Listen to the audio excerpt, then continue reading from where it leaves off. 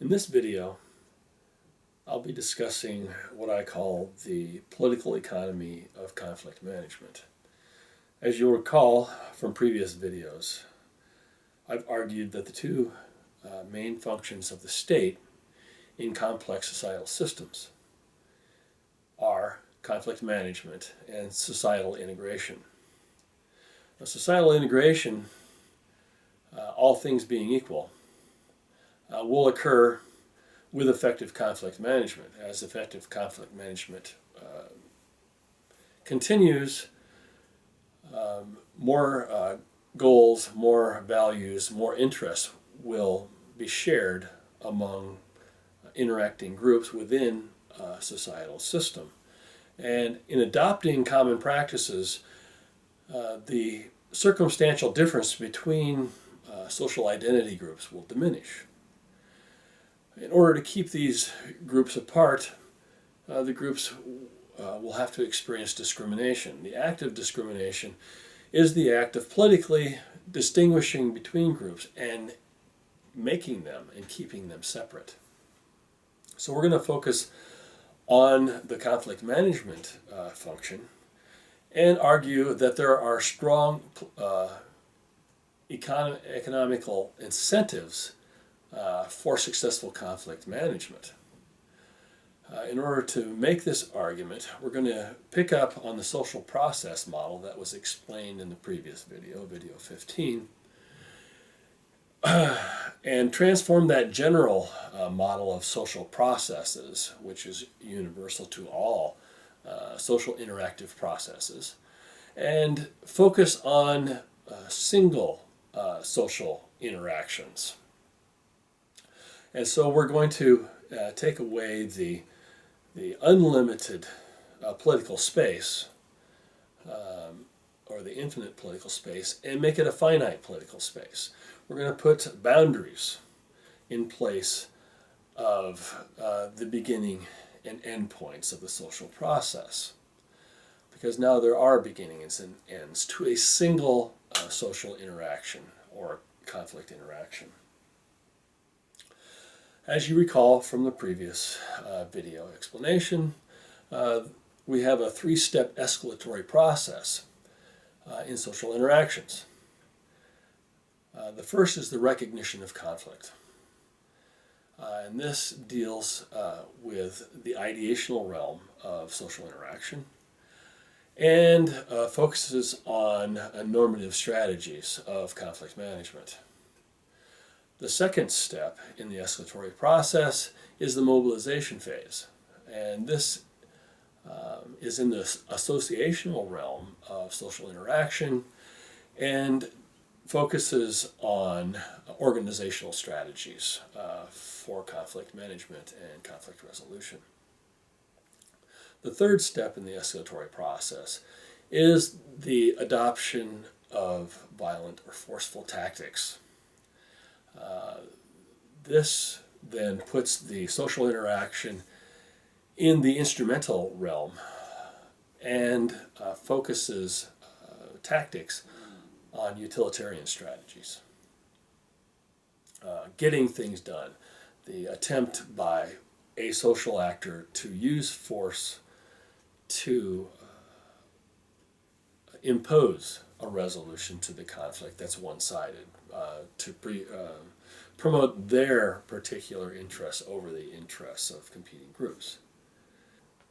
Having transformed our social process model, our infinite social process model, to a finite social process model, dealing with a single identifiable social interaction that has escalated to a conflict interaction,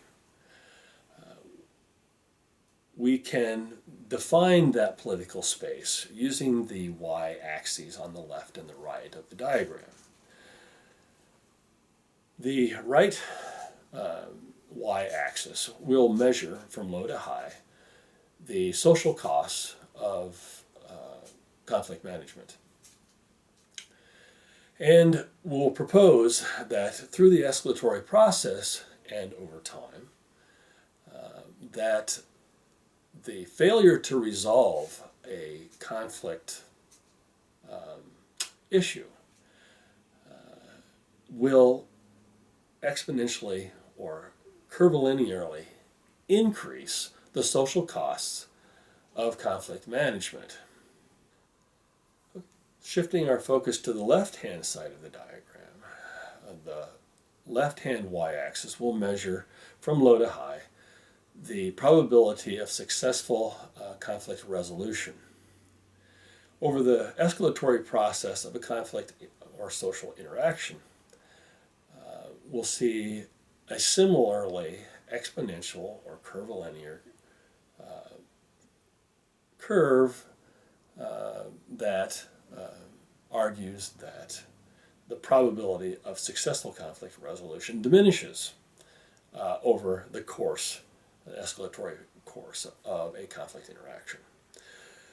There's a crossing point in this diagram at which the economic efficiency turns negative, meaning that the social costs have risen and the probability of successful resolution has diminished to the point where the prospects for a productive or an economically efficient outcome to the conflict interaction are no longer present. And so, from an economic incentive point of view, the state, whose function is conflict management, has a very strong economic incentive to resolve a conflict issue prior to the point where it's escalated to the use of force, coercion, and violence. That in some cases, an escalation to a forceful tactic can be the final incentive to resolve the conflict. If it's used as a tactic for resolution, however, it becomes economically inefficient and may not be resolved within acceptable social costs at all.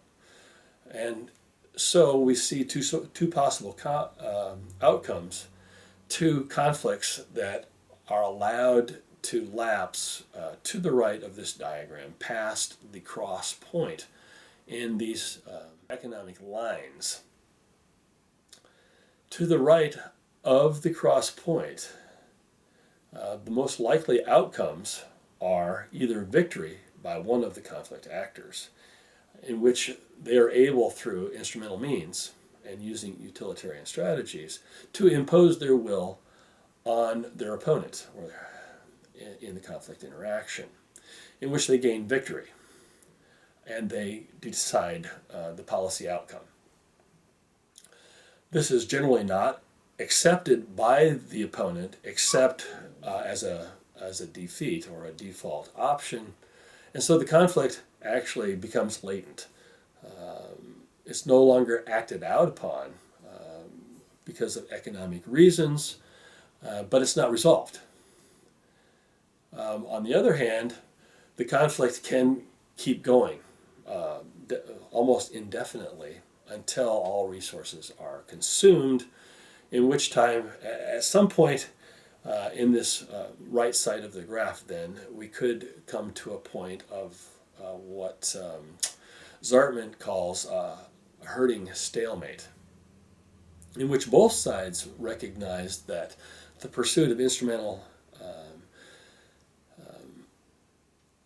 tactics or utilitarian strategies is not economically beneficial to their side.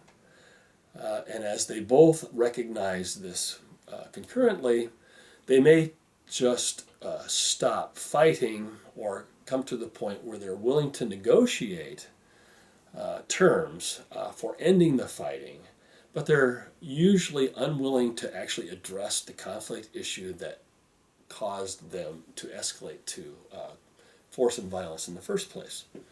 Again, the conflict remains largely unresolved at an extremely high social cost. So, the economic incentives, the political economy of conflict management for the state, as the social identity group responsible for the conflict management function is to resolve social conflicts prior to this cross point in the economic graph. At this point, it would be useful to add a short discussion of the difference between social costs and individual benefits, social benefits, individual benefits, in that even when a conflict is unresolved, the emotive content of the conflict will drive political action. Political action is activity. Activity is consuming. So there is economic activity involved. And when it escalates to violence, from previous arguments and observations, this is the most highly consuming activity that human groups or human individuals can engage in. And so there is an escalation in activity which will cause economic activity to occur. As the social costs are increasing, however, the total cost to the societal system becomes negative. It's a draw on the resources of the societal system.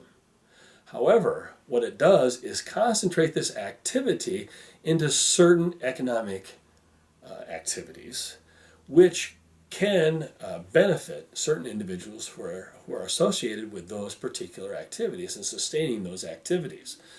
Mainly the supply of weapons, the supply of food to needy populations who can't supply their own food. So humanitarian assistance and military necessity will create economic activity that does create the possibility of quote-unquote economic profit. But this is individual level profit.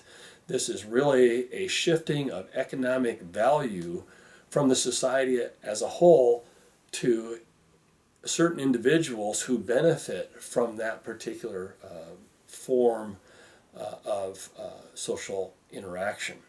So, having presented a theoretical argument for the political economy of conflict management and an explanation for why it's imperative for the state to manage conflicts short of force and violence, it'd be helpful to cast this idea back into the whole, the concept of the societal system. In a single society, we can measure the societal inefficiency of a societal system by measuring the deviation, the total deviation from relative zero, the social norm. Of course, if all individuals acted at the point of relative zero, you'd have perfect cooperation and you would have perfect economic efficiency. Any deviation from that norm is a reflection of conflict within the society, and the conflict interaction, meaning that you have an active action that's opposed by a reactive activity, neutralizes itself and burns up economic activity with no net, or at least a diminished net effect. So we can measure societal inefficiency by measuring deviation from the relative zero, the societal norm. Looking at group interaction, then, the systemic aspect of societal system dynamics, that groups in conflict, then, will deviate from the common norm of the societal system, and we can then measure economic inefficiency by measuring the degree of deviation of group activity or group interactions from the neutral, proactive societal system norm.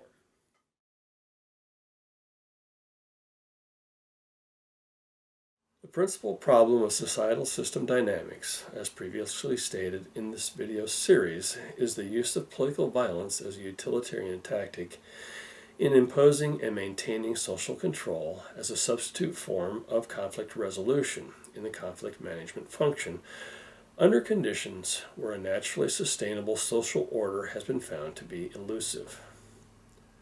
Social order is most elusive under conditions of general ignorance, weak social networks, and sparse societal associations. This understanding is consistent with the universal empirical observation of a direct link between violence and lower societal system development. See, for example, the 2010 Political Instability Task Force report titled A Global Model for Forecasting Political Instability.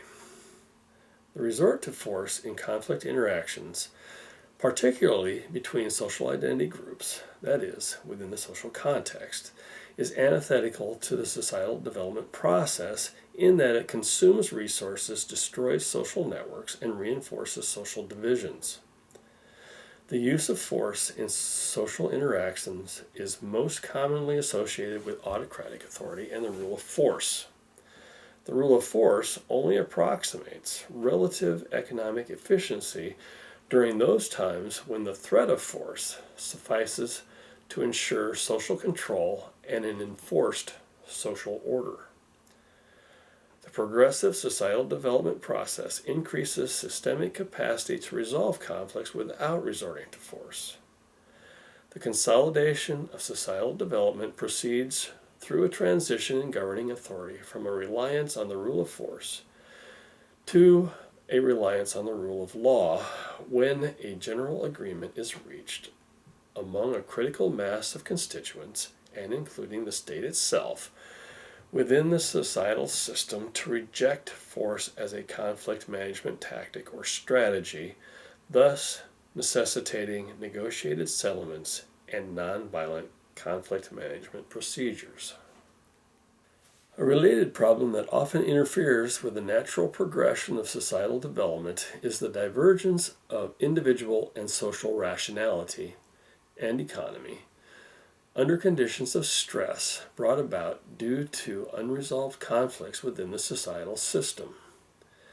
The escalation to violence is associated with the increased emotive content of protracted social conflict. Emotive content stimulates political action and resource consumption, thereby increasing non-productive economic activities and transactions. This topic will be treated in more detail later in this video series. This increase in non-productive economic activity tends to, at once, increase social costs for the affected society as a whole and skew the concentration of wealth to those individuals who can control financial transactions and supply the increased consumption associated with war-making activities. A second related problem involves the systemic effects of protracted societal conflict and a disruption in the natural limitation of political violence. As political violence and war are highly consumptive activities, the use of political violence in a contained context is naturally limited by the resource accumulation or capacity directly available in that context. As critical resources are consumed, political violence dissipates necessarily as a herding stalemate is reached, and the societal system can no longer sustain that level of consumption. Lower consumption allows greater duration, higher consumption shortens duration. The tactical use of force burns itself out. However, in complex societal systems, external supply can breach the natural constraints of consumption and bypass the destruction associated with warfare, thus feeding the continuation of political violence far past the limitations imposed by natural constraints, thus enabling an unnatural protractedness that may be sustained as long as external supply can be maintained. This complex systemic supply dynamic creates an additional divergence within social rationality between societal and systemic rationality. That is, economic activity in the relatively unaffected larger system is stimulated while the affected society implodes even more drastically.